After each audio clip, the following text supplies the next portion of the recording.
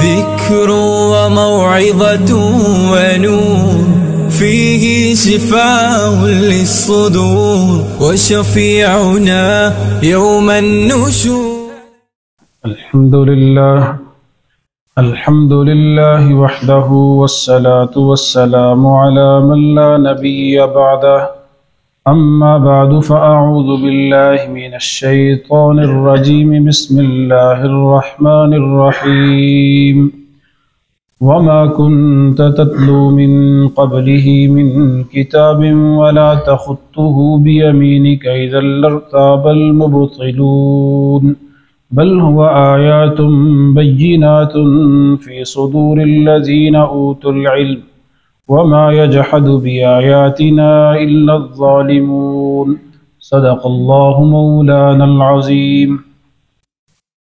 آج کے درس کا آغاز سورۃ العنکبوت کی آیت نمبر 48 سے ہو رہا ہے، اور گزشتہ ہفتے کے درس میں آپ نے سنا کہ اہل کتاب کا ذکر چل رہا تھا، اور اللہ تعالیٰ نے فرمایا کہ اہل کتاب کے ساتھ اچھے طریقے سے مجادلہ اور مناظرہ کرو، اور ان کے ساتھ اچھے طریقے سے تہذیب اور شائستگی کے ساتھ گفتگو کرو۔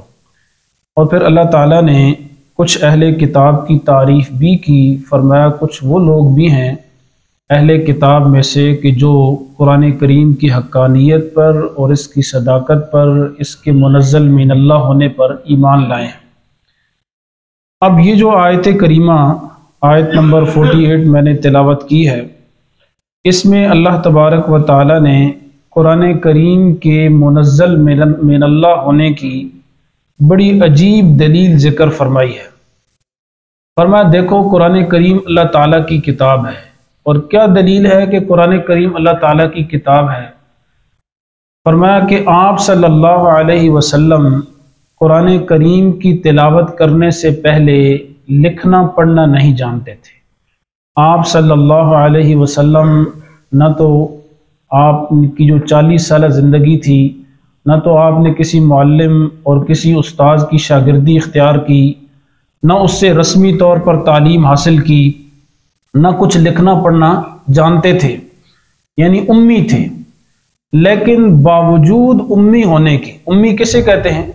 امی کا مطلب یہ ہے کہ بظاہر تو اس نے کسی کی شاگردی اختیار نہیں کی، کوئی اس کا استاذ نہیں، لیکن اس کی زبان سے علم و حکمت کے اور فصاحت و بلاغت کے ایسے چشمے پھوٹے اور ایسے معانی اور مضامین اس نے بیان کیے کہ ساری دنیا دنگ رہ گئی اور حیران ہو گئی۔ فرمایا کہ دیکھو محمد صلی اللہ علیہ وسلم تمہیں قرآن کریم سنانے سے پہلے تو لکھنا پڑھنا نہیں جانتے تھے، لیکن پھر کیا ہوا کہ جب نبوت ملی تو اس کے بعد انہوں نے قرآن کریم کی آیات کو تمہارے اوپر تلاوت کیا، جو مضامین کے اعتبار سے، معانی کے اعتبار سے، فصاحت و بلاغت کے اعتبار سے بے مثال ہیں۔ تو اس سے سمجھ جانا چاہیے نا کہ یہ اللہ کی کتاب ہے۔ اللہ نے وہ معانی اپنے نبی اور پیغمبر کے دل پر القاء کیے، اور نبی اور پیغمبر نے تمہیں سنائے، ورنہ ایک آدمی جس نے 40 سال کوئی رسمی تعلیم حاصل نہ کی ہو تو وہ کیسے اتنے معانی اور اتنے مضامین کو بیان کر سکتا ہے؟ تو اللہ تعالیٰ نے اس آیت کریمہ میں قرآن کریم کے منزل من اللہ ہونے کی عقلی دلیل ذکر کی۔ فرمایا وما کنت تتلو من قبلہ، اور آپ نہیں تلاوت کرتے تھے اس سے پہلے، من کتاب کوئی کتاب، ولا تخطہ بیمینک، اور نہ آپ اس کو لکھتے تھے اپنے دائیں ہاتھ سے، یعنی آپ امی تھے، لکھنا پڑھنا نہیں جانتے تھے۔ اگر آپ لکھنا پڑھنا جانتے ہوتے تو پھر مشرک اور کافر یہ اعتراض کر سکتے تھے، دیکھو جی یہ تو لکھنا پڑھنا جانتا ہے، تورات کو جانتا ہے، انجیل کو جانتا ہے، زبور کو جانتا ہے، بہت ساری کتابوں کا اس نے مطالعہ کیا ہے، اور بہت عرصہ پڑھنے پڑھانے کے ساتھ اس کا تعلق ہے، تو اتنی مہارت حاصل ہونے کے بعد بندہ کوئی نہ کوئی کتاب اپنی طرح سے لکھ ہی لیتا ہے جی، کچھ نہ کچھ مضامین اور معانی ان کو لکھ کر لوگوں کے سامنے پیش کر دیتا ہے۔ اس لیے اگر آپ صلی اللہ علیہ وسلم جو ہے اگر لکھنا پڑھنا اس طرح جانتے ہوتے تو پھر یہ لوگ شک کرتے۔ فرمایا اذا لارتاب المبطلون، تو تو اس وقت یہ باطل لوگ شک کرتے۔ اچھا، کسی کے ذہن میں یہ سوال نہ آئے کہ شاید امی ہونا آپ صلی اللہ علیہ وسلم کے لیے کوئی عیب کی بات ہے۔ دیکھیں، امی ہونا میرے اور آپ کے لیے عیب کی بات ہے، ٹھیک ہے نا؟ نہیں، ایک تو امی کا لفظ ہے جو عربی زبان میں ہے، اس کا مفہوم اردو کے اندر اگر بیان کیا جائے تو ہے ہی نہیں۔ اب اور عربی کی جو لغت ہے اس کو اردو میں جو ہے نا وہ اس کی ٹرانسلیشن کرنا بڑا مشکل ہے، لیکن میں آسانی کے لیے سمجھاتا ہوں کہ امی ہونا آپ صلی اللہ علیہ وسلم کے لیے بڑے فخر اور اعزاز کی بات تھی۔ یعنی میں نے عرض کیا کہ امی اسے کہتے ہیں کہ بظاہر اس نے کسی سے سیکھا نہیں ہے، کوئی استاذ اس کا نہیں ہے، شاگرد نہیں ہے، لیکن ساری دنیا اس کی شاگرد ہے، ساری دنیا اس کی شاگرد ہے، اور ساری دنیا علم و حکمت کے موتی تلاش کرنے کے لیے اس کے در پر آتی ہے۔ تو یہ ایک کمال ہے، یہ ایک ایسی چیز ہے جو اللہ تبارک و تعالیٰ نے یہ اعزاز اور یہ مقام ہمارے پیارے نبی حضرت محمد مصطفیٰ صلی اللہ علیہ وسلم کو عطا کیا۔ قرآن کریم کی جو آپ صلی اللہ علیہ وسلم جس زمانے میں تشریف لائے وہ عرب کا ایسا زمانہ تھا کہ بچہ بچہ شاعر تھا، اور ان کے جوان، بوڑھے، مرد، عورتیں فصاحت و بلاغت کے اور ایسے ایسے اشعار کہتے، ایسی کیا ہے وہ تقریریں کرتے کہ لوگ دنگ رہ جاتے اور حیران رہ جاتے۔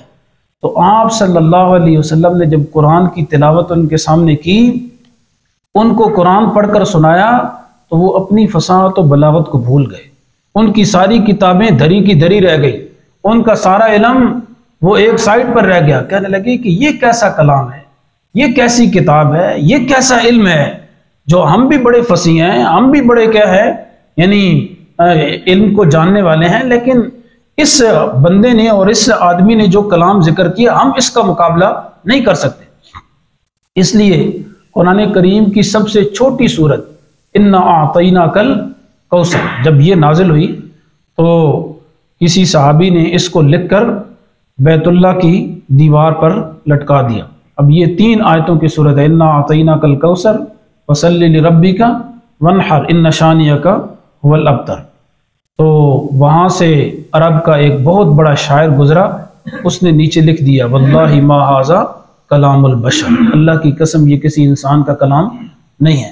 حالانکہ آپ سوچیں کہ 3 آیتوں کی جو ہے نا ایک چھوٹی سی صورت ہے، تو آخر وہ عربی دان تھے نا، عربی کو جانتے تھے، ان کو پتہ تھا فصاحت و بلاغت کیا چیز ہے۔ ایک چھوٹی سی 3 آیتوں کو اور ایک چھوٹی صورت کو دیکھ کر وہ یہ فیصلہ کرنے پر مجبور ہو گیا کہ یہ کسی انسان کا کلام نہیں۔ حالانکہ وہ خود بہت بڑا شاعر تھا، بڑے بڑے اس نے عربی کے اندر اشعار کہے، قصیدے کہے، لیکن وہ جانتا تھا کہ یہ اللہ تعالیٰ کا اور رب کا کلام ہے، کوئی انسان ایسا کلام نہیں بنا سکتا۔ اور آپ صلی اللہ علیہ وسلم کا یہ ایسا معجزہ ہے جو تا قیامت باقی رہے گا۔ تا قیامت پوری دنیا کفر کو قرآن مجید کا چیلنج ہے، امت مسلمہ کا چیلنج ہے کہ قرآن کریم کی مثل ایک صورت بنا کر لے آئیں۔ جی ایک صورت تو دور کی بات ہے، ایک آیت بنا کر دکھائیں نا، ایک چھوٹی سی آیت جو ایک لائن کی ہے، آدھی لائن اور سطر کی ہے۔ اب دنیا میں عربی دان ختم ہو گئے، بڑے بڑے کیا ہیں، بڑی بڑی ان کی یونیورسٹیاں ہیں، بڑے بڑے عربی کے ماہر بیٹھے ہیں جنہوں نے عربی میں ہزاروں تصنیفات کی ہیں اور عربی میں بڑی بڑی کتابیں لکھی ہیں، لیکن قرآن کی طرح فصاحت و بلاغت، معانی اور مضامین میں ایک آدھی لائن نہیں بنا سکتے۔ تو یہ کس بات کی دلیل ہے کہ قرآن کس کا کلام ہے؟ اللہ کا کلام ہے۔ تو فرمایا کہ اذا لارتاب المبطلون، اس وقت تو باطل لوگ شک کرتے، بل ہوا آیات بینات، بلکہ یہ قرآن کریم واضح آیات ہیں، ایسی روشن آیات اور دلائل ہیں، فی صدور الذین اوتوا العلم، ان لوگوں کے سینوں میں جن کو علم دیا گیا۔ فرمایا قرآن کریم کی یہ ایک خاصیت اور خوبی ہے کہ قرآن کریم اہل علم کے سینوں میں محفوظ ہے۔ دنیا میں کوئی ایسی کتاب نہیں جو کسی کے سینے میں محفوظ ہو، تورات ہے، زبور ہے، انجیل ہے، دنیا میں کوئی اس کا ایک حافظ نہیں ملتا۔ اور قرآن کریم کو اٹھائیں، ہر گلی محلے میں آپ کو 10-20 حافظ ملیں گے، اور دنیا میں ہزاروں لاکھوں حافظ ملیں گے، اور حافظ بھی اتنے پکے۔ ہمارے ایک دوست تھے، ایک جگہ قرآن کریم سنا رہے تھے رمضان میں، تو رمضان میں جو پیچھے ہوتا ہے نا سننے والا جی، وہ اس ہر وقت پوزیشن میں ہوتا ہے، جیسے وہ جی مورچے میں نہیں ہوتے پوزیشن میں کہ آگے سے وہ تھوڑا سا اٹکے تو میں پھٹ گیا ہے پیچھے سے بولوں، تو وہ آگے سے نا کہیں اٹکے، کوئی سانس انہوں نے لیا، غلطی نہیں آئی، پیچھے جو بچہ تھا نا اس نے فٹ اگلی آیت بتائی، تو وہ نماز میں کہنے لگا بندے نے پترا ساتھ لین دے سانس تو لینے دے، نماز میں کہہ دیا اس نے۔ تو ایسے چھوٹے چھوٹے بچے ہیں جی، 7-10 سال کا بچہ جسے ہم موٹر سائیکل کی چابی نہیں دیتے، گاڑی کی چابی نہیں دیتے، لاکر کی چابی نہیں دیتے، ہم پیسے اور قیمتی چیز اس کے حوالے نہیں کرتے، رب کہتا ہے جسے تم گاڑی اور موٹر سائیکل کی چابی نہیں دیتے، میں نے اپنے قرآن کے خزانے کی چابیاں اس کے سینے میں محفوظ کر دی ہیں، اس سے بڑھ کر کیا بات ہے؟ تو فرمایا کہ یہ قرآن کریم، یہ آیات اور روشن آیات ہیں ان لوگوں کے سینوں میں جن کو علم دیا گیا، اما یجحد بآیاتنا، اور ہماری آیات کا انکار نہیں کرتے، الا الظالمون، مگر کون لوگ؟ جو ظالم ہیں۔ وقالوا لولا انزل علیہ آیات من ربی، آگے اللہ تعالیٰ نے کافروں کا ایک سوال نقل کیا ہے، فرمایا کہ ان کا ایک سوال یہ تھا کہ نبی پاک صلی اللہ علیہ وسلم پر جو معجزہ ہم مانگتے ہیں نا، فرمائشی نشانی، وہ کیوں نہیں ظاہر ہوتا؟ دیکھیں آپ صلی اللہ علیہ وسلم نے معجزات تو بڑے دکھائے، آپ صلی اللہ علیہ وسلم نے، جیسے میں نے کئی دفعہ عرض کیا کہ آپ صلی اللہ علیہ وسلم جب گزرتے، صحیح احادیث میں آتا ہے کہ پتھر آپ کو سلام کرتے، شجر و حجر آپ کو سلام کرتے، کہتے السلام علیکہ یا رسول اللہ۔ اسی طرح آپ صلی اللہ علیہ وسلم صحیح حدیث میں آتا ہے قضاء حاجت کے لیے تشریف لے گئے تو صحابی فرماتے ہیں میں نے دیکھا کہ ایک درخت ادھر سے چل کر آیا، ایک درخت ادھر سے چل کر آیا، اور پھر اس درخت کی ٹہنیاں اور شاخیں بڑی ہو گئیں، اور اس طرح کیا ہے انہوں نے چاروں طرف سے پردہ کر لیا۔ کیسے کیسے معجزات تھے، آپ نے اشارہ کیا چاند 2 ٹکڑے ہو گیا، آپ نے اپنا لعاب دہن کنویں میں ڈالا تو وہ کھارا کنواں اس کا پانی میٹھا ہو گیا۔ آپ صلی اللہ علیہ وسلم کے بڑے معجزات تھے، لیکن ان معجزات کو دیکھ کر بھی وہ ایمان نہ لائے، کہنے لگے کہ ہم یہ چاہتے ہیں کہ اگر آپ اللہ کے نبی ہیں تو پھر آپ کے پاس بڑے بڑے باغات ہوں، جی آپ کے پاس اتنے بڑے باغات ہوں کہ آپ کو تجارت اور کاروبار کی ضرورت نہ پڑے، اگر آپ اللہ کے نبی ہیں تو آپ مکہ کی اس دھرتی سے پہاڑوں کو ختم کر دیں، آپ اگر اللہ کے نبی ہیں تو آپ کیا ہے پانی کی نہریں اور چشمے بہا دیں، اگر آپ اللہ کے نبی ہیں تو ہمارے سامنے آسمانوں پہ چڑھ کے جائیں اور ہم دیکھ رہے ہوں وہاں سے ایک کتاب لے کر آئیں اور کہیں کہ یہ اللہ کی طرف سے کتاب ہے۔ تو بہت سارے فرمائشی معجزات اور فرمائشی نشانیاں انہوں نے مانگی کہ اگر ہماری یہ باتیں آپ پوری کر دیں تو ہم آپ کو اللہ کا نبی اور پیغمبر ماننے کے لیے تیار ہیں، یہ ان کا سوال تھا۔ اللہ تعالیٰ نے آگے اس سوال کے 3 جواب دیے۔ پہلا جواب تو یہ دیا کہ میرے نبی ان کو بتائیں کہ نشانی لانا اور معجزے کو ظاہر کرنا یہ میرے بس میں نہیں ہے۔ دیکھیں معجزہ اسے کہتے ہیں جو نبی اور پیغمبر کے ہاتھ پر ظاہر ہو، نبی اور پیغمبر کا ہاتھ ہوتا ہے لیکن قدرت کس کی ہوتی ہے؟ اللہ تعالیٰ کی ہوتی ہے۔ نبی اور پیغمبر صرف چاند کی طرف اشارہ کرتا ہے، اب اس چاند کو 2 ٹکڑے کرنا پیچھے قدرت اللہ تعالیٰ کی ہے۔ نبی اور پیغمبر نے ایک بھی، جیسے حضرت عیسیٰ علیہ السلام کے معجزات کا ذکر قرآن کریم میں ہے کہ وہ کسی مادر ذات اندھے پر ہاتھ پھیرتے تو اللہ تعالیٰ اس کو شفا دے دیتا، اس کو آنکھیں مل جاتی۔ اب ان کا کام ہاتھ پھیرنا تھا، آگے شفا دینا اللہ کا کام تھا۔ اسی طرح کرامت ہوتی ہے، کرامت کسی ولی کے اور بزرگ کے ہاتھ پر ظاہر ہوتی ہے، لیکن اس کے پیچھے بھی قدرت کس کی ہوتی ہے؟ اللہ تعالیٰ کی ہوتی ہے۔ تو پہلا جواب یہ دیا کہ دیکھو یہ نشانیوں کو لانا اور یہ معجزات کو دکھانا یہ میرے اختیار میں نہیں ہے کہ جب چاہوں دکھاؤں، یہ اللہ تعالیٰ کے اختیار میں ہے، اللہ کے بس میں ہے۔ اللہ تعالیٰ جب چاہے گا تو کسی نہ کسی معجزے کو ظاہر کر دے گا۔ یہ تو پہلا جواب تھا۔ دوسرا جواب یہ دیا کہ تم مجھ سے نئے نئے معجزات اور نشانیاں مانگتے ہو، قرآن سے بڑھ کر بھی کوئی معجزہ ہے؟ قرآن جیسی معجز کتاب، قرآن جیسی لاریب کتاب، قرآن جیسی رحمت و ہدایت والی کتاب میں نے تمہارے سامنے رکھی ہے، تمہیں پڑھ کر سنائی ہے، اس سے بڑھ کر کیا معجزہ ہو سکتا ہے؟ تو کیا اور اس قرآن کے نازل ہونے کے بعد کسی اور معجزے کا تم انتظار کر رہے ہو؟ تو دوسرا جواب تو یہ ہے۔ اور تیسرا جواب یہ ہے اللہ تعالیٰ نے فرمایا میرے نبی اور پیغمبر اگر یہ فرمائشی نشانیاں اور معجزات مانگتے ہیں اس لیے کہ تب ہم آپ کو نبی اور رسول مانیں گے، تو اللہ نے فرمایا کہ اگر تم مجھے نبی اور اللہ نے فرمایا کہ میرے حبیب آپ ان سے کہیں کہ اگر تم مجھے نبی اور رسول نہیں مانتے تو نہ مانو، میری نبوت و رسالت پر وہ رب کائنات ہی گواہ کا ہے، وہ آسمان و زمین کا رب میری نبوت و رسالت کی گواہیاں دے رہا ہے۔ اب کوئی مکے کا آدمی، کوئی دنیا کا کافر اٹھ کر کہے کہ میں اس کو نبی اور رسول نہیں مانتا، تو کہا تم نہ مانو، میری نبوت و رسالت پر رب کائنات گواہی دے رہا ہے۔ تو اس سوال کے کتنے جواب دیے ہیں؟ 3 جواب وہ اللہ تعالیٰ نے ان آیات میں ذکر کی۔ پہلے ان کا سوال ذکر کیا، پھر آگے جواب۔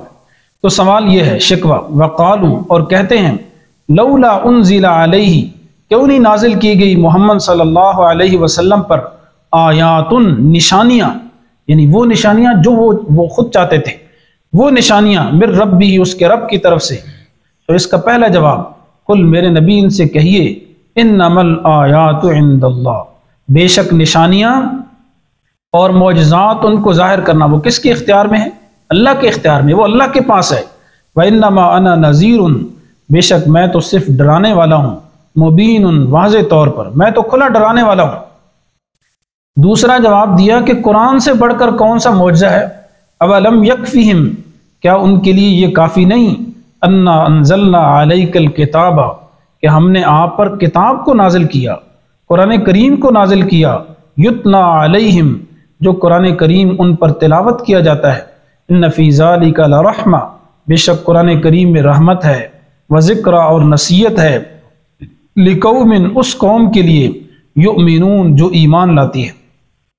آگے تیسرا جواب ہے، فرمایا کل میرے نبی اعلان کیجئے، کہیے لوگوں کو بتائیے اگر تم میری نبوت و رسالت کو نہیں مانتے، کفا باللہ بینی و بینکم شہیدا، تو اللہ تعالیٰ ہی کافی ہے میرے اور تمہارے درمیان گواہ کے طور پر، یعلم ما فی السماوات والارض، اللہ تعالیٰ جانتا ہے جو کچھ آسمانوں میں اور زمین میں ہے، والذین آمنوا بالباطل، اور وہ لوگ جو باطل پر ایمان لائے، وکفروا باللہ، اور جنہوں نے اللہ تعالیٰ کا انکار کیا، اولئک هم الخاسرون، یہی لوگ نقصان اٹھانے والے ہیں اور یہی لوگ خسارہ اٹھائیں گے، دنیا میں بھی نقصان اٹھائیں گے اور آخرت میں بھی نقصان اٹھائیں گے۔ اللہ تعالیٰ ہم سب کو عمل کی توفیق عطا فرمائے۔